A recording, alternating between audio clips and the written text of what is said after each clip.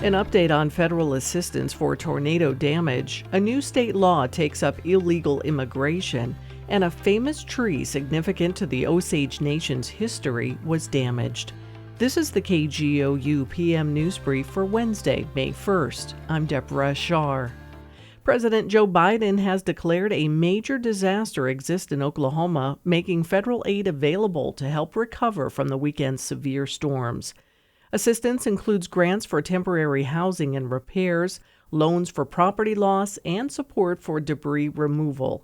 Damage assessments continue, with FEMA officials touring affected areas.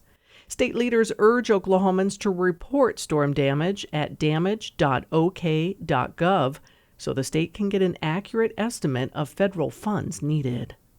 Oklahoma joins a handful of states aiming to change the status quo of American immigration enforcement. State Capitol reporter Lionel Ramos has more on Governor Kevin Stitt's decision to sign a controversial measure to enforce state-level border security. Stitt's signing of House Bill 4156 comes 1 week after the legislature sent it to his desk. The bill criminalizes anyone in the state without legal immigration status. In a press release, Stitt says he is, quote, disappointed the measure is necessary, but wants Latinos in Oklahoma to rest assured they won't be profiled by law enforcement. He says it won't be tolerated. Stitt says he wants to find a way for immigrants willing and able to work to get state-level permission. He announced the Oklahoma State Work Permits and Visas Task Force, a team dedicated to bringing federal-style work visas to the state.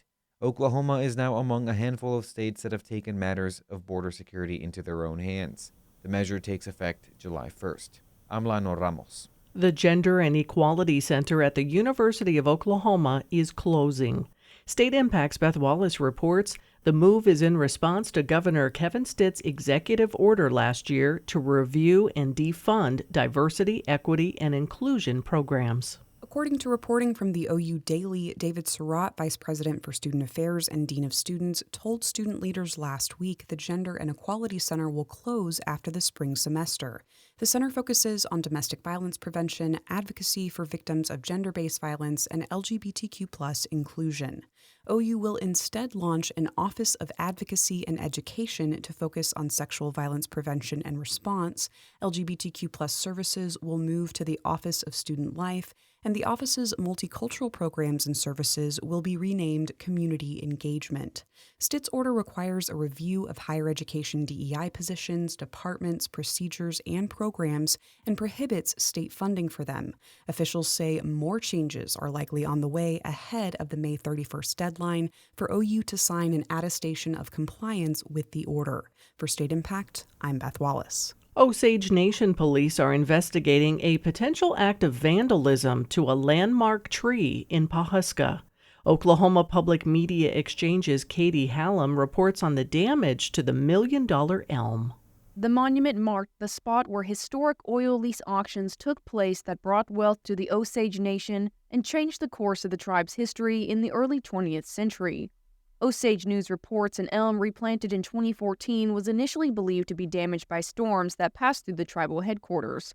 Officials told the tribal newspaper they realized it was likely intentional after discovering clean cuts and yellow paint remnants left behind. Surveillance footage of the area is currently under review, and officials asked for any information on the crime to be reported to the Osage Nation Police Department. In Oklahoma City, I'm Katie Hallam. You can find more Oklahoma news on our website, kgou.org, and on the KGOU AM NewsBrief podcast. I'm Deborah Shar. At a time when information continues to come at us faster and faster, sometimes you need to hit pause and rewind. NPR's Throughline takes you back in time to the source of the news stories filling your feed. Find NPR's Throughline wherever you get your podcasts.